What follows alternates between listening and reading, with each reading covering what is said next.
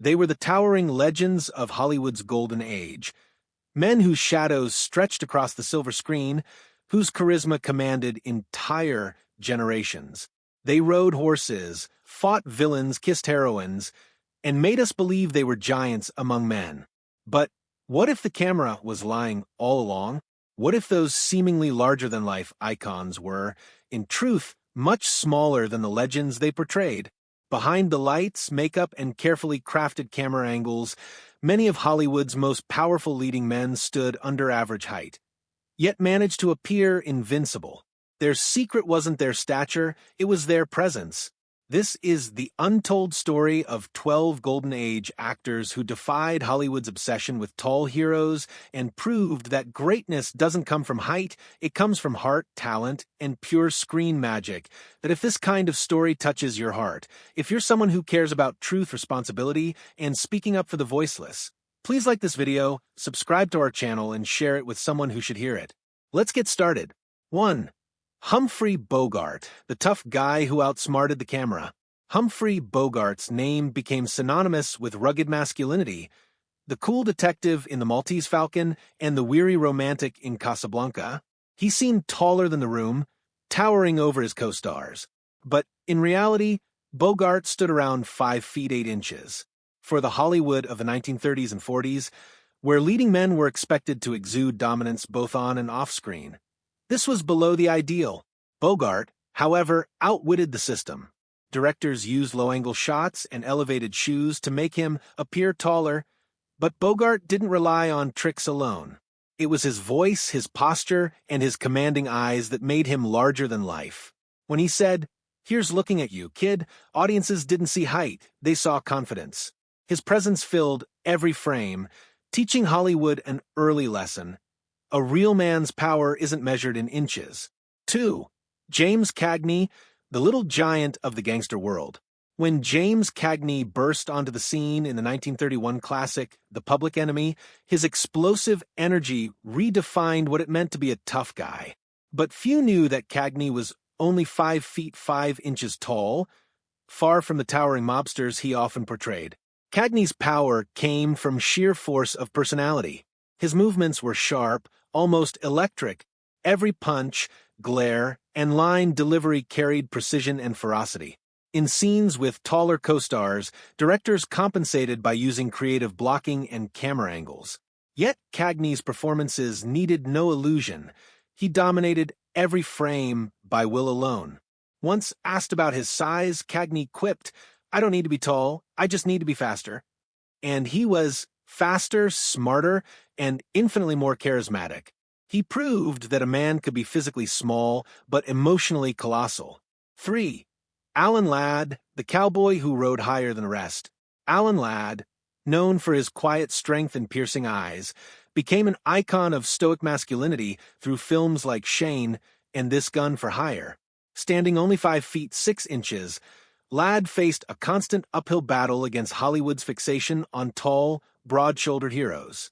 To counter this, film sets were often modified for him. He stood on boxes during close-ups, and co-stars like Veronica Lake, who was unusually petite herself, were cast alongside him to balance proportions. But beyond these tricks, it was Ladd's subtle power that won audiences. His performances carried a restrained emotion that felt real, a man who didn't need to shout to be strong.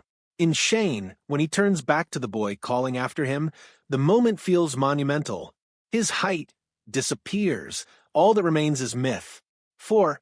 Edward G. Robinson, the face of power and paradox. At 5 feet 5 inches, Edward G. Robinson wasn't built like a mob boss, yet he became the defining face of gangster cinema. His portrayal of Rico in Little Caesar cemented his image as the ultimate crime lord. Robinson's secret was his voice, a sharp, commanding bark that could silence a room. His characters carried authority not through size, but intellect and menace. Even in real life, Robinson was a gentle, cultured man, fluent in several languages, an art collector, and a human rights advocate. He shattered Hollywood's illusion that villains or leaders had to be physically imposing. In his case, power came from presence, not posture. 5. Mickey Rooney, Hollywood's eternal boy. Mickey Rooney began acting before most children could read. At his peak, he was one of the most popular actors in America, earning more than even Clark Gable. Yet Rooney was only 5 feet 2 inches tall, shorter than almost every male co-star he ever worked with. But Rooney's unstoppable energy made his height irrelevant. His charisma lit up every musical number and comedy routine. Audiences didn't care how tall he was, they loved his heart. He could make people laugh, cry, and root for him all at once. Even as he aged, Rooney never lost that spark. In a town obsessed with image, he proved that pure talent could outshine any limitation. 6. Dustin Hoffman, the reluctant leading man. When The Graduate premiered in 1967, it shattered the mold of the traditional Hollywood hero. Dustin Hoffman, standing at 5 feet 6 inches, was not the tall, chiseled romantic lead audiences were used to, and that's exactly why he became a symbol of a new era. Hoffman brought something different, a vulnerability, a realism that made viewers see themselves on screen. His talent transcended physical typecasting, and soon roles in Midnight Cowboy and Tootsie made him one of the most respected actors in history. In interviews, Hoffman once joked that being short helped him understand outsiders better. That empathy became his greatest strength, proof that greatness isn't always about presence, but perspective. 7. Al Pacino, small frame, immense fire. Few actors have ever radiated the sheer intensity of Al Pacino, who stands at about 5 feet 7 inches. From The Godfather to Scarface, Pacino's performances are volcanic, controlled chaos mixed with raw humanity. In an industry that once favored tall, commanding figures, Pacino made audiences forget about physicality altogether. When he stares across the table as Michael Corleone, quietly deciding who lives and dies, the air itself feels electric. Pacino's strength has always been emotional truth. He channels fury, love, and despair with such authenticity that his stature becomes irrelevant. His body may be compact, but his soul fills every frame. 8. Charlie Chaplin, the little tramp who ruled the world. Standing only 5 feet 4 inches, Charlie Chaplin became the most recognizable face on Earth in the early 20th century. Through The Tramp, he gave the world laughter during its darkest times.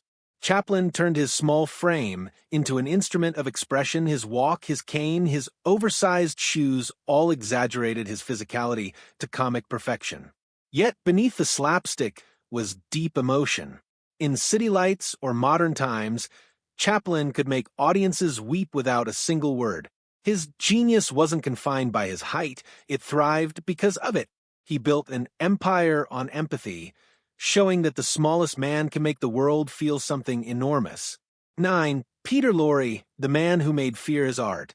Peter Lorre, at 5 feet 3 inches, was never the Hollywood ideal. His strange voice and haunting eyes made him one of cinema's most memorable character actors. In M and the Maltese Falcon, he became a master of portraying complexity, villains who were frightening not because they were big, but because they were human. Hollywood often typecast him as the odd one, but Lorre embraced it. His performances had psychological depth that few could match. He made audiences uncomfortable, intrigued, and sympathetic all at once. While others relied on appearance, Lorre relied on nuance. His work remains a masterclass in how personality can tower over physical form. 10. Paul Newman, the charismatic underdog. Paul Newman's piercing blue eyes could stop time. At 5 feet 9 inches, he wasn't particularly short by average standards, but he often stood beside taller co-stars, and yet always seemed the most magnetic man in the room. Newman's strength wasn't physical, it was authenticity. Whether he played a rebel, a hustler, or a washed-up boxer, his performances radiated sincerity. He didn't need to appear tall. His integrity made him larger than life. Off-screen, Newman was equally admirable, a philanthropist, racer, and humanitarian. His story reminds us that legacy isn't measured in inches, but in impact. 11. Dean Martin, the smooth crooner with hidden humility. Dean Martin, the epitome of cool, often shared the stage with the taller, more animated Jerry Lewis, yet never once seemed overshadowed. Standing at 5 feet 10 inches, Martin wasn't short by definition, but compared to Hollywood's towering idols like John Wayne, he seemed modest in height. Still, his charm, voice, and effortless wit made him a giant of entertainment. Martin's nonchalance became his trademark. He didn't try to dominate, he simply belonged. That calm confidence drew audiences in, proving that magnetism has nothing to do with stature. 12. Danny DeVito, the shortest giant in Hollywood. And then there's Danny DeVito, a man who never tried to hide his 4 foot, 10 frame, but turned it into his greatest asset. In a world that often equated size with power, DeVito rewrote the rules. From Taxi to Matilda to It's Always Sunny in Philadelphia, he's proven that comedic timing, wit, and fearlessness can make anyone a star. DeVito didn't play against his image, he embraced it, and in doing so became iconic. His success carries the final message of this entire story. In Hollywood, true height isn't physical, it's creative, emotional, and spiritual.